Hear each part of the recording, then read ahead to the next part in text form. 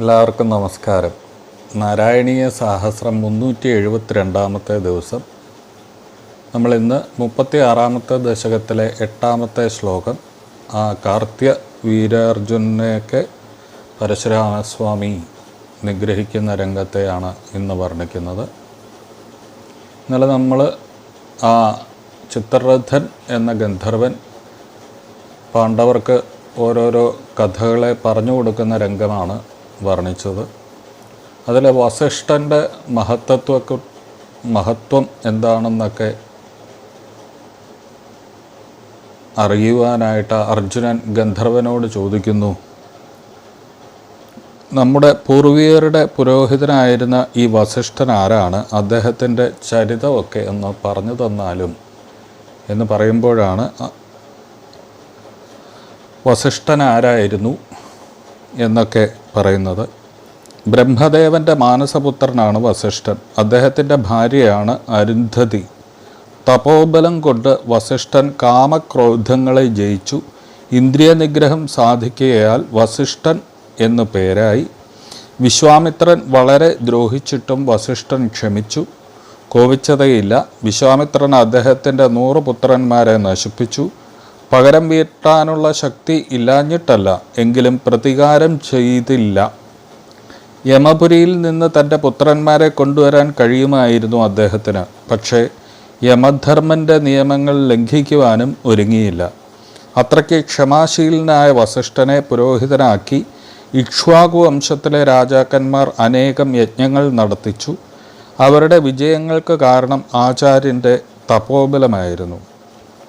അർജുനൻ ചോദിച്ചു, വസിഷ്ഠനും വിശ്വാമിത്രനും താപസന്മാർ, ഇവർ തമ്മിൽ വിരോധമുണ്ടാവാൻ എന്തേ കാരണം? ആ ഗന്ധർവൻ പറഞ്ഞു, വളരെ പ്രാചീനവും പ്രശസ്തവുമായ കഥയാണ്, പറയാം. കന്യാകുബ്ജം എന്ന രാജ്യത്തിൽ ഗാധി എന്നൊരു രാജാവുണ്ടായിരുന്നു. അദ്ദേഹത്തിൻ്റെ കൗശികൻ എന്ന രാജർഷിയുടെ പുത്രനായിരുന്നു. ഗാധിയുടെ പുത്രനാണ് വിശ്വാമിത്രൻ. ഒരിക്കൽ മന്ത്രിമാരുമൊത്ത് നായാട്ടിനിറങ്ങിയ വിശ്വാമിത്രൻ വസിഷ്ഠാശ്രമത്തിലെത്തി. വസിഷ്ഠൻ എല്ലാവരെയും എതിരേറ്റു. ചതുർവിധ വിഭവങ്ങൾ നൽകി സന്തോഷിപ്പിച്ചു. മഹർഷിയുടെ ആശ്രമത്തിൽ ഈ വിഭവങ്ങളെല്ലാം ഒരുക്കാൻ സാധിച്ചത് ദിവ്യധേനുവായ നന്ദിനിയുടെ പ്രഭാവം കൊണ്ടാണെന്ന് രാജാവിന് മനസ്സിലായി. അദ്ദേഹം വസിഷ്ഠനോട് പറഞ്ഞു, ഞാൻ അങ്ങേക്ക് 10 കോടി പശുക്കൾ അല്ലെങ്കിൽ എൻ്റെ രാജ്യം തന്നെ തന്നേക്കാം. അങ്ങയുടെ ഈ കാമധേനുവിനെ എനിക്ക് തരണം. വസിഷ്ഠൻ പറഞ്ഞു, ദേവതകൾക്കും അതിഥികൾക്കും പിതൃക്കൾക്കും യക്ഷന്മാർക്കും വേണ്ടിയാണ് ഞാൻ ഈ പശുവിനെ സൂക്ഷിക്കുന്നത്. അങ്ങയുടെ രാജ്യം ഈ പശുവിന് പകരമാവില്ല. വിശ്വാമിത്രൻ പറഞ്ഞു, ഞാൻ ക്ഷത്രിയനാണ്, അങ്ങ് ബ്രാഹ്മണനും. തപസ്സിലും സ്വാധ്യായത്തിലും മുഴുകിക്കഴിയുന്ന ശാന്തനായ അങ്ങയ്ക്ക് ഈ പശുവിനെ രക്ഷിക്കാൻ കഴിയുമോ? ഞാനിതാ ബലാത്കാരമായി പശുവിനെ കൊണ്ടുപോകുന്നു, ഒരിക്കലും വിട്ടുതരികയില്ല. വസിഷ്ഠൻ പറഞ്ഞു, ക്ഷത്രിയനായ അങ്ങയ്ക്ക് എന്തും ഉടനടി ചെയ്യാമല്ലോ, പിന്നെ എന്തിനീ ചർച്ച? വിശ്വാമിത്രൻ ബലാത്കാരമായി നന്ദിനിയെ തെളിച്ചുകൊണ്ട് പോകാൻ ഒരുങ്ങുമ്പോൾ അവിടെ കുതിരയോടി വസിഷ്ഠൻ്റെ മുന്നിൽ വന്നു. വസിഷ്ഠൻ പറഞ്ഞു, ഭദ്രേ, നിന്റെ കരച്ചിൽ ഞാൻ കേൾക്കുന്നുണ്ട്. വിശ്വാമിത്രൻ ബലം പ്രയോഗിച്ച് നിന്നെ അപഹരിക്കുകയാണ്. ക്ഷമാശീലനായ ഈ ബ്രാഹ്മണൻ എന്തു ചെയ്യാനാണ്? അപ്പോൾ ആ നന്ദിനിപ്പശു പറഞ്ഞു, ഭഗവൻ ഈ ചാട്ടവാറും വടിയും കൊണ്ട് എന്നെ അടിക്കുന്നു. ഞാൻ നാഥനില്ലാത്തവളെ പോലെ കരയുന്നു. അങ്ങ് എന്നെ ഉപേക്ഷിക്കുകയാണോ? നന്ദിനിയുടെ കരുണമായ വിലാപം കേട്ടിട്ടും വസിഷ്ഠൻ്റെ ക്ഷമ കെട്ടില്ല. അദ്ദേഹം പറഞ്ഞു, എൻ്റെ പ്രധാന ബലം ക്ഷമയാണ്. ക്ഷത്രിയൻ്റെ ബലം ശക്തിയാണ്. നിനക്ക് മനസ്സുണ്ടെങ്കിൽ നീ വിശ്വാമിത്രൻ്റെ കൂടെ പൊക്കോളൂ. അങ്ങ് എന്നെ ഉപേക്ഷിച്ചല്ലോ, എങ്കിൽ ബലം പ്രയോഗിച്ച് എന്നെ കൊണ്ടുപോകാൻ ആർക്കും കഴിയില്ല. ഞാൻ നിന്നെ ഉപേക്ഷിച്ചിട്ടില്ല. നിനക്ക് ശക്തി ഉണ്ടെങ്കിൽ പിടിച്ചു നിൽക്കൂ. നിന്റെ കുട്ടിയെ ഇവർ ബലമുള്ള കയറിട്ട് കെട്ടിക്കൊണ്ടു പോവുകയാണ്. നന്ദിനി തല ഉയർത്തി നോക്കി. അവളുടെ കണ്ണുകൾ ചുവന്നു. ഇടിവെട്ടും പോലുള്ള ശബ്ദം അവൾ ഉണ്ടാക്കി. അവളുടെ ഭീകരരൂപം കണ്ട് സൈനികർ പേടിച്ചോടി. ഒരു തവണ കൂടി നന്ദിനിയെ തട്ടിക്കൊണ്ടുപോകാൻ അവർ തിരിച്ചു വന്നു. അവളുടെ ശരീരം സൂര്യനെപ്പോലെ തിളങ്ങി. അവളുടെ അംഗങ്ങളിൽ നിന്ന് വിവിധ ദേശീയരായ അസംഖ്യം സൈനികർ ആവിർഭവിച്ചു. വിശ്വാമിത്രൻ്റെ ഓരോ ഭടൻ്റെയും നേർക്ക് 8 10 സൈനികർ ചാടി വീണു. വലിയ കോലാഹലമുണ്ടായി. പക്ഷേ അത്ഭുതകരമായ ഒരു സംഭവമുണ്ടായി. ഒരു ഭടൻ പോലും മരിച്ചില്ല. സേന തിരിഞ്ഞു നോക്കാതെ വളരെ ദൂരെ ഓടിപ്പോയി. വിശ്വാമിത്രൻ ആശ്ചര്യസ്തബ്ധനായി നിന്നുപോയി. തപശക്തിയുടെ മഹത്വം അദ്ദേഹത്തിന് ബോധ്യം വന്നു. അതോടെ രാജ്യവും സുഖഭോഗങ്ങളും എല്ലാം ഉപേക്ഷിച്ചിട്ട് തപസ്സിൽ മുഴുകിയ വിശ്വാമിത്രൻ സിദ്ധി നേടി. ബ്രാഹ്മണ്യം നേടിയിട്ട് രാജർഷിയായ വിശ്വാമിത്രൻ ഇന്ദ്രനോടൊപ്പം സോമരസം പാനം ചെയ്തു. ഇനി ആ വസിഷ്ഠൻ്റെ ക്ഷമയെക്കുറിച്ചൊക്കെ ചിത്രരഥൻ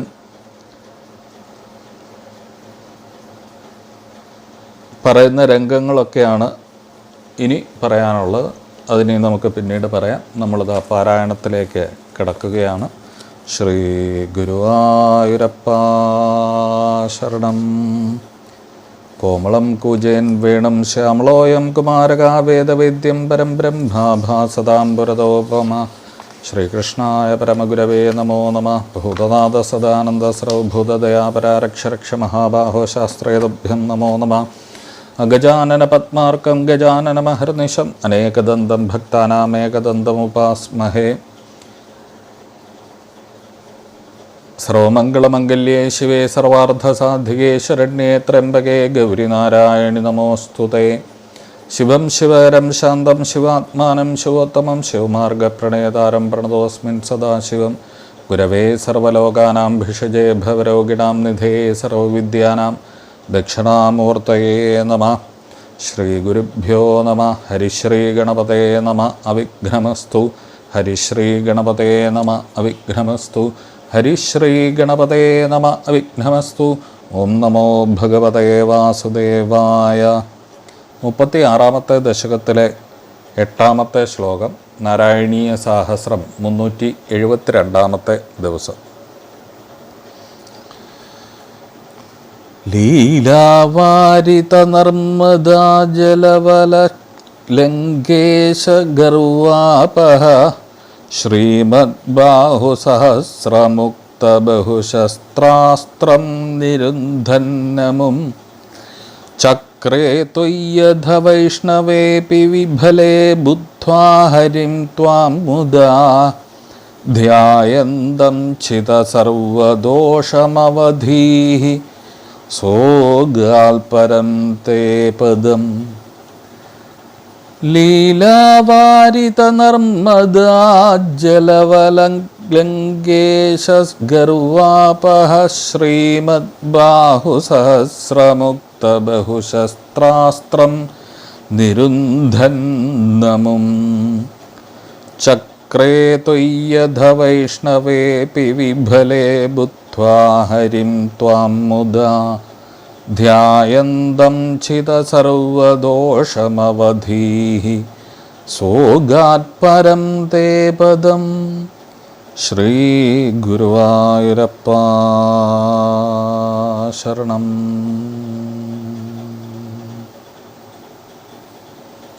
അങ്ങനെ നാരായണീയ സഹസ്രം 372-ാമത്തെ ദിവസത്തിലേക്ക് എത്തിച്ചേർന്നിരിക്കുന്നു. ഈ ചാനൽ ആദ്യമായിട്ട് കാണുകയാണെങ്കിൽ ഈ ചാനൽ സബ്സ്ക്രൈബ് ചെയ്യുക. സബ്സ്ക്രൈബ് ചെയ്തവർ കൂടുതൽ സജ്ജനങ്ങളിലേക്ക് ഈ ചാനലിലെ വീഡിയോസും ഒക്കെ ഷെയർ ചെയ്യുക, ലൈക്ക് ചെയ്യുക, കമൻറ്റ് ചെയ്യുക എന്നുകൂടി അഭ്യർത്ഥിക്കുന്നു. എല്ലാവർക്കും ഗുരുവായൂരപ്പൻ്റെയും ഗുരുനാഥന്മാരുടെയും ഒക്കെ അനുഗ്രഹം എന്നുമെന്നും ഉണ്ടാവട്ടെ എന്ന് പ്രാർത്ഥിക്കുന്നു. നിങ്ങളുടെ പ്രാർത്ഥനയും അനുഗ്രഹവും എന്നും ഞങ്ങളോടൊപ്പം ഉണ്ടാവണമെന്നും കൂടി അഭ്യർത്ഥിക്കുകയാണ്. എല്ലാവർക്കും നമസ്കാരം.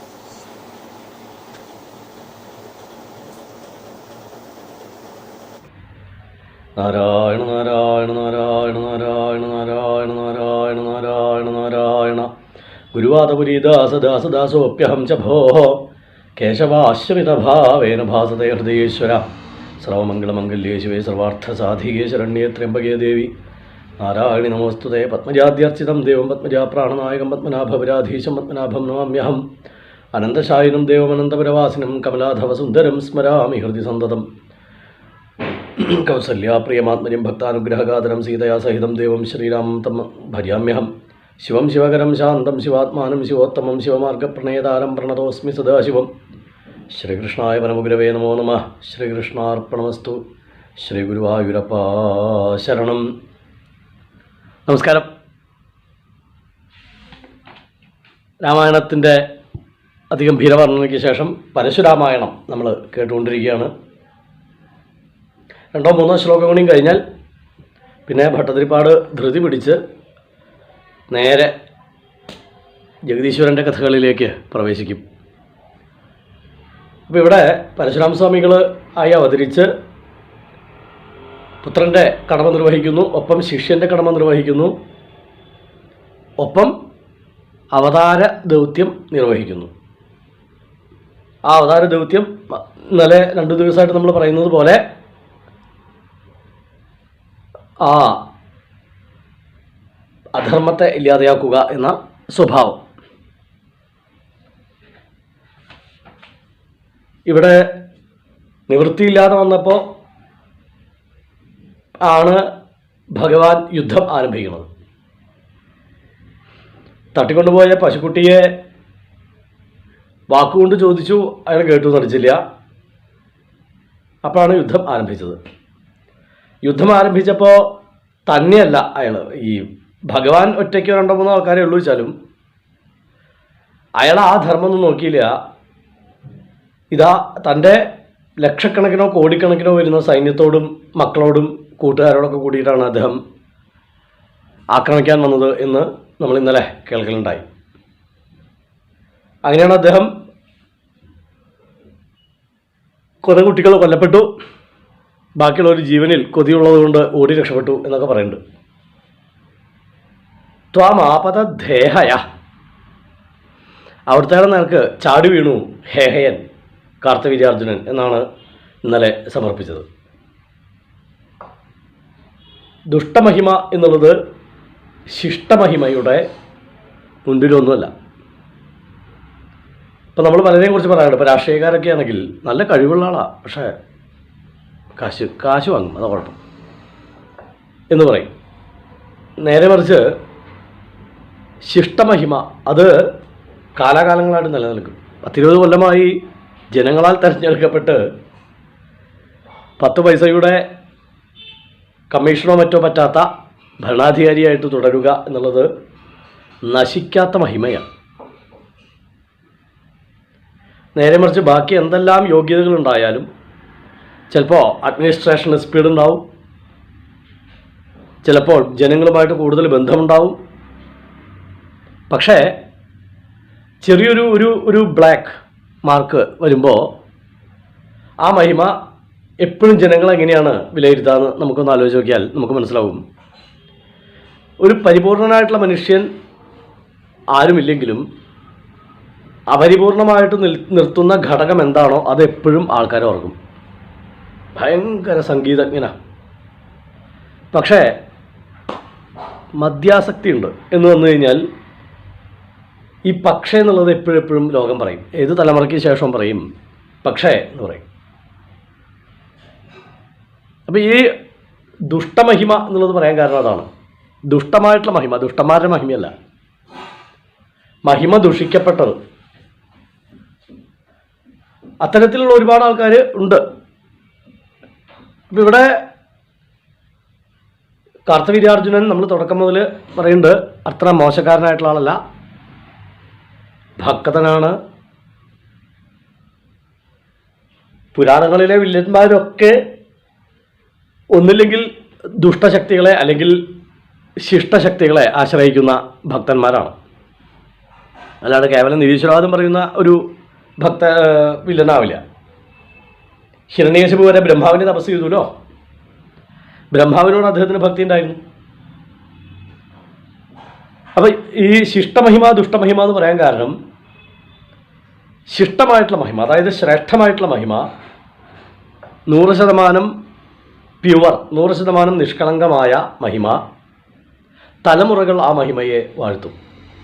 കാരണം എത്ര കുഴിച്ചെടുത്ത് നോക്കിയാലും അദ്ദേഹത്തിൽ ഒരു ദുഷ്ടതയും കണ്ടെത്താനില്ല. നേരെ മറിച്ച് ജനോപകാരപ്രദമായിട്ടോ സാമൂഹ്യമായിട്ടോ ഒരുപാട് വലിയ വലിയ കാര്യങ്ങൾ ചെയ്യും. പക്ഷേ അയാൾക്കൊരു ദൗർബല്യം, അയാൾക്കൊരു നെഗറ്റീവ് വശമുണ്ടെങ്കിൽ ആ നെഗറ്റീവ് വശം കൊണ്ട് തലമുറകൾ അയാളെ വിശേഷിപ്പിക്കും. ആള് കൊള്ളാം പക്ഷേ എന്ന് പറയും. വാസ്തവത്തിൽ പൗരാണിക കാലത്തിലോ പുരാണങ്ങളിലെ കഥാപാത്രങ്ങൾക്കോ അത്രയും വില്ലൻ സ്വഭാവമുള്ളൂ. ഇന്നത്തെ പോലെ ആൾക്കാരെ പോലെ കഴുത്തറുത്ത് കൊല്ലുന്ന ക്രൂരമായിട്ടുള്ള സ്വഭാവമല്ല. അവനവനെതിരെ വരുന്ന ആൾക്കാരെ, അല്ലാതെ റോട്ടിൽ കൂടെ പോകുന്നവരെ വെടിവെച്ച് കൊല്ലുന്ന ഒരു ക്രൂരതയല്ല എന്നർത്ഥം. അതൊരു ഭീരുത്വമാണ്. ഇപ്പം മഹാന്മാരായിട്ടുള്ള ആൾക്കാരാണ് എല്ലാവരും. ഈ മഹിമ ദുഷിക്കുന്നു അവരുടെ സ്വാർത്ഥത കൊണ്ടോ അല്ലെങ്കിൽ അവർക്കുണ്ടാകുന്ന ചെറിയ ചെറിയ ചെറിയ ബ്ലാക്ക് മാർക്കുകളെ കൊണ്ടോ മഹിമ ദുഷിക്കുകയാണ്. അപ്പോൾ ദുഷിച്ച മഹിമ ഒരിക്കലും അംഗീകരിക്കപ്പെടില്ല, ശ്ലാഘിക്കപ്പെടില്ല. എന്ന് വെച്ചാൽ നോട്ട് വിൽ ബി ഗ്രേസ്ഡ് എന്നർത്ഥം. അത് ഒരിക്കലും ആൾക്കാർ ഗ്രേസ് ആയിട്ട് പറയില്ല. അപ്പോൾ അയാൾ പക്ഷേ എന്ന് പറയും. പക്ഷേ എന്ന് പറയും. നന്നായിട്ട് പാടും കേട്ടോ, പക്ഷേ പുള്ളിക്ക് ഉച്ചസ്ഥായി ഇല്ല എന്ന് പറയും. നന്നായിട്ട് കളിക്കും കേട്ടോ, പക്ഷേ പേസ് ബോൾ പറ്റില്ല എന്നിങ്ങനെ നമ്മൾ പറയുന്നത് പോലെ, അതുപോലെ ആ പക്ഷയാണ് പുരാണങ്ങളിലെ വില്ലന്മാരായിട്ടുള്ള അല്ലെങ്കിൽ ആൻറ്റി ഹീറോസ് ആയിട്ടുള്ള ആൾക്കാർക്ക് ഉള്ള പ്രത്യേകത. നേരെ മറിച്ച് ഞാൻ ഒരിക്കൽ ഇവിടെ പറഞ്ഞു, അവർ മികച്ച ഭരണാധികാരികളും ഹാ നാഥ പ്രിയധർമ്മജ്ഞ കരുണാനാഥ വത്സല ത്വയാ ഹതേന നിഹതാ വയം തേ സഗൃഹപ്രജാഹ. ഹേ ലോകരാവണ രാവണ എന്നൊക്കെ രാവണൻ കൊല്ലപ്പെട്ട സമയത്ത് അന്തപുര സ്ത്രീകൾ പറഞ്ഞിരുന്നു എന്നാണ്. ഞങ്ങൾക്കിനി ആരാ ഉള്ളത്? കം യായാ ചരണം യാമ ത്വദ്വിഹീന പരാർദിത. അങ്ങില്ലാതെ ഏറ്റവും അധികം ദുഃഖിക്കുന്നവരല്ലേ ഞങ്ങൾ എന്ന് രാവണൻ്റെ മൃതശരീരം നോക്കി അന്തപുര സ്ത്രീകൾ കരയുന്ന രംഗമൊക്കെ ഭാഗവത രാമായണത്തിൽ ഉണ്ട്. അപ്പോൾ അതൊരു ചെറിയൊരു നെഗറ്റിവിറ്റി കൊണ്ട് അദ്ദേഹം വില്ലനായ ആളാണ്. ഇത് തന്നെയാണ് കാർത്തവീര്യാർജുൻ്റെ കഥ. പക്ഷെ ആ വില്ലത്തരം ഇല്ലാതെയാക്കിയില്ലെങ്കിൽ അയാളെ നല്ല വശം കൊണ്ട് ജീവിച്ചോട്ടെ എന്ന് വിചാരിച്ചു കഴിഞ്ഞാൽ ആ വില്ലത്തരം ലോകോപദ്രവമായിട്ട് പിന്നീട് മാറിയാൽ അത് ഉത്തരവാദി ഭഗവാനാണ്. അപ്പോൾ ഭഗവാൻ അവതരിച്ചേ മതിയാവും. ലോകോപദ്രവമായിട്ട് മാറിയേക്കാവുന്ന വില്ലത്തരം ഉണ്ടെങ്കിൽ അതില്ലാതാക്കാൻ ആ വ്യക്തിയെ ഇല്ലാതാക്കിയാൽ മതിയുള്ളൂ. അതിനാണ് ഭഗവാൻ ഇത്ര ഗംഭീരമായിട്ടുള്ള യുദ്ധം ചെയ്യണത്. തമാപതന്തം ഭൃഗുവര്യമോജസ ധനുർധരം ബാണപരശ്വധായുധം ഐണേയ ചർമാംബരമർക്കധാമഭി യുതം ജടാഭിർദൃശേ പുരീം വിശൻ എന്നൊക്കെ ഭാഗവതത്തിൽ പ്രത്യേക രസമായിട്ട് പറയുന്നുണ്ട്. ജടയൊക്കെയുള്ള ആളായിട്ടാണ് ഭാഗവതത്തിൽ ശ്രീ ശുകബ്രഹ്മർഷി വിവരിക്കുന്നത്. ലീലാവാരിത നർമ്മദ ജലവലല്ലങ്കേശഗർവാപഹ. ലീലാവാരിത, അത് മുമ്പ് പറഞ്ഞ കഥയാണ്. ലീലാവാരിത നർമ്മദ ജലവലൽ ലങ്കേശഗർവാപഹ. ഭട്ടതിരിപ്പാടിൻ്റെ ആ ഒരു പ്രത്യേക സ്റ്റൈൽ കാരണം ഇപ്പോഴാണ് അദ്ദേഹം പറയണത് മാത്രം. കാർത്തവീര്യാർജുനൻ ചാടി എന്നാണ് ഇന്നലെ പറഞ്ഞത്. ഇത് എങ്ങനെയുള്ള കാർത്തവീര്യാർജുനൻ? ലീലാവാരിത നർമ്മദ, നർമ്മദ എന്നാണ് പറയുന്നത്. പക്ഷേ രേവ എന്നാണ് ഭാഗവതത്തിൽ. നർമ്മദയും രേവയും പേരിൻ്റെ വ്യത്യാസം കൊണ്ട് സഞ്ചരിക്കണതാണെന്നാണ് മഹാത്മാക്കൾ പറയണത്. ഗംഗ കുറച്ച് കഴിഞ്ഞാൽ ഹൂഗ്ലിയായിട്ടും മന്ദാകിനിയായിട്ടും ഭാഗീരഥിയൊക്കെ ആയിട്ട് അറിയപ്പെടുന്നത് പോലെ നർമ്മദ കുറച്ച് കഴിഞ്ഞാൽ അറിയപ്പെടുന്ന പേരാണത്രേ രേവ. രേവ എന്നുള്ളത് രാജസ്ഥാനും മധ്യപ്രദേശും കൂടിയിട്ടാണ്. മധ്യപ്രദേശിലൂടെ നർമ്മദ ചെന്ന് ഒരു പ്രത്യേക ഘട്ടത്തിലെത്തുമ്പോഴാണ് അത് രേവയായിട്ട് മാറുന്നത്. പിന്നെ രാജസ്ഥാനിൽ ഒഴുകുകയാണ് ചെയ്യണത്. അപ്പോൾ അല്ലെങ്കിൽ രാജസ്ഥാനിൽ നിന്ന് വന്ന് ചേർന്ന് നേരെ അറബിക്കടലിലേക്ക് പോകുന്നു. ഏതായാലും രേവാജലത്തിൽ നിന്നാണ് ഭാഗവതത്തിൽ കാണുക. ഇവിടെ ഭട്ടതിരിപ്പാട് നർമ്മദാജല വലൽ എന്ന് പറയുന്നുണ്ട്. വലൽ എന്ന് വെച്ചാൽ പിടിച്ചു നിർത്തിയ എന്നർത്ഥം. വലനം ചെയ്യുക, മുങ്ങിപ്പോങ്ങുക. ഏത്? ലീലാവാരിത തമാശയ്ക്ക് നർമ്മദയുടെ ജലത്തെ ഡാം കെട്ടുന്നത് പോലെ 1000 കൈകളെ കൊണ്ട് പിടിച്ചു നിർത്തിയപ്പോൾ നർമ്മദാ ജല വലല്ലങ്കേശ ഗർവ, വലല്ലങ്കേശൻ എന്ന് വെച്ചാൽ ആകെ കൂടി കിടന്നിങ്ങനെ പ്ലവനം ചെയ്യുന്ന മുങ്ങിപ്പൊങ്ങുന്ന ലങ്കേശൻ, ആ ലങ്കേശന്റെ ഗർവാപഹ, ഗർവിനെ തീർത്ത് ശ്രീമദ് ബാഹു സഹസ്രമുക്ത ബഹുശസ്ത്രാസ്ത്രം നിരുന്ധന്നമും, ശ്രീമദ് ബാഹു എന്ന് തന്നെയാണ് വിശേഷിപ്പിച്ചിരിക്കുന്നത്. ഐശ്വര്യമുള്ള ബാഹുക്കൾ, സഹസ്ര ബാഹു സഹസ്രം 1000 കൈകൾ, മുക്ത ബഹുശസ്ത്രാസ്ത്രം, അത്തരത്തിലുള്ള ആ നർമ്മദാ ജലത്തിൽ മുങ്ങിപ്പൊങ്ങിച്ച രാവണനെ മുങ്ങിപ്പൊങ്ങിച്ച രാവണന്റെ അഹങ്കാരം തീർത്ത കൈകൾ 1000 എണ്ണം. ആ 1000 എണ്ണത്തിൽ നിന്ന് ബഹുശസ്ത്രാസ്ത്ര, പല തരത്തിലുള്ള അസ്ത്രങ്ങളും ശസ്ത്ര ആയുധങ്ങളും പ്രയോഗങ്ങളും ആ 1000 കൈകളെ കൊണ്ട് അവിടത്തേക്കെതിരെ ചെയ്തു അദ്ദേഹം. നിരുന്ധന്നമും, അതിനൊക്കെ നിരോധിച്ചു അവിടുന്ന്. അതൊക്കെ തടഞ്ഞു എന്നർത്ഥം. അതൊക്കെ തകർത്ത് തരിപ്പണമാക്കി. കാർത്തവീര്യാർജുൻ്റെ ആയുധങ്ങളെ മുഴുവൻ തകർത്ത് തരിപ്പണമാക്കി. ചക്രേ ത്വയ്യഥ വൈഷ്ണവേപി വിഫലേ ബുദ്ധ്വാ ഹരിം ത്വാം മുദാ. ഇവൻ എന്താ പറയുക, അവിടുത്തെ ചക്രത്തെ പോലും പ്രതിയോഗിച്ചു എന്നുള്ളതാണ് ഭട്ടതിരിപ്പാട് പറയണത്. അതായത് വൈഷ്ണവചക്രം അടക്കം പ്രയോഗിച്ച അദ്ദേഹം എന്നാണ് ഇങ്ങോട്ട് ഭഗവാനെതിരെ. ആ വൈഷ്ണവചക്രം സുദർശന ചക്രം എന്നുള്ള വ്യാഖ്യാനം കാണാനുണ്ടെങ്കിലും സുദർശനം എന്ന് വെക്കേണ്ട, വൈഷ്ണവമായിട്ട് കിട്ടിയ അനുഗ്രഹം കൊണ്ട് കിട്ടിയ ചക്രം. ചക്രേ ത്വയ്യഥ വൈഷ്ണവേപി വിഫലേ ബുദ്ധ്വാ. ഇവിടെ ചക്ര എന്നുള്ളത് നമുക്ക് ക്രിയാപദമായിട്ടും പറയാം, ഇവിടെ കർമ്മപദമായിട്ടാണ് പറയണത് എന്ന് മാത്രം. ഏതായാലും നിഷ്ഫലമായി ചക്രം എന്നുള്ളത് കണ്ടപ്പോൾ വിഫലെ ബുദ്ധ്വാ ഹരിം ത്വാം മുദ, അവിടുത്തെ തന്നെ സന്തോഷം കൊണ്ട് ചിന്തിച്ചു എന്നാണ് ആ സമയത്ത്. കാരണം തൻ്റെ മരണം അടുക്കാറായി, ഇനി ഭഗവാനെ ചിന്തിക്കണം എന്ന് ബോധ്യം വന്ന് ബുദ്ധ്വാ ഹരിം ത്വാം, ഹരിയായ അവിടുത്തെ, അതായത് ഇവിടെ ഹരി എന്ന് പറയുന്നത് ശത്രു എന്നുള്ള അർത്ഥത്തിൽ, ഇനിയിപ്പോൾ ഭഗവാൻ എന്നുള്ള അർത്ഥത്തിൽ, അപ്പോൾ രണ്ടർത്ഥത്തിലും. ഹരിം ത്വാം മുദ, ഹരിയായ അവിടുത്തെ സന്തോഷം കൊണ്ട് ധ്യായന്തം, ധ്യാനിച്ച് ചിതസർവദോഷമവധീഹി, ചിതസർവദോഷം. ഭഗവാനെ ധ്യാനിച്ചു കഴിഞ്ഞാൽ എന്താ സംഭവിക്കുക? ഭഗവാനെ ധ്യാനിച്ചു കഴിഞ്ഞാൽ എല്ലാ ദോഷങ്ങളും ഛേദനം ചെയ്യപ്പെടും, ഇല്ലാതെയാക്കി മുറിച്ചു മാറ്റപ്പെടും. ചിതസർവദോഷം എന്നുള്ളത് ഇവിടെ സർവദോഷം എന്നുള്ളത് ദോഹോ സഹസ്രം എന്നുള്ളതിൻ്റെ അർത്ഥത്തിൽ ദോഷം എന്നുള്ള പദത്തെ പ്രയോഗിച്ചുകൊണ്ട് 1000 കൈകളെയും മുറിച്ചു മാറ്റി എന്നുള്ള അർത്ഥത്തിലാണ് പറഞ്ഞിരിക്കുന്നത്. പക്ഷെ ഇവിടെ രണ്ടായിട്ട് പറയാം രസമായിട്ട്. ധ്യാനിച്ചുകൊണ്ടിരിക്കുമ്പോൾ കൈകളെ മുറിച്ചു എന്നുള്ളതിന് പകരവും എന്നായിട്ടും ധ്യാനം കൊണ്ട് എല്ലാ ദോഷങ്ങളെയും അകന്നവനായിട്ടുള്ള കാർത്തവീര്യാർജുനെ അവധീഹി നിഗ്രഹിച്ചു അവിടുന്ന്. സോഗാൽ പരം തേ പദം, അങ്ങയെ ധ്യാനിച്ചുകൊണ്ടിരിക്കുന്ന സമയത്ത് ഒരാൾ മരിച്ചാൽ, അല്ലെങ്കിൽ മരിച്ചുകൊണ്ടിരിക്കുന്ന സമയത്ത് ഒരാൾ ധ്യാനിച്ചാൽ ആ വ്യക്തിയുടെ അവസ്ഥ ഏതാണെന്ന് പ്രത്യേകം പറയാനുണ്ടോ ഗുരുവായൂരപ്പ? സോഗാൽ പരം തേ പദം, പരമപദമായ അവിടുത്തെ പദത്തെ, ആ പദത്തിലേക്ക് അദ്ദേഹം പോയി. സോഗാൽ പോയി എന്നാണ്. ഈ പോയി എന്നുള്ളതും എത്തി എന്നുള്ളതും നല്ല വ്യത്യാസമുണ്ടല്ലോ. പോയി എന്നുള്ളത് എലിജിബിലിറ്റി ഉണ്ടായി, അത് പ്രകാരം അത് ലഭിച്ചു എന്നുള്ളതാണ് ഈ പോയി എന്നുള്ളത് വരണത്.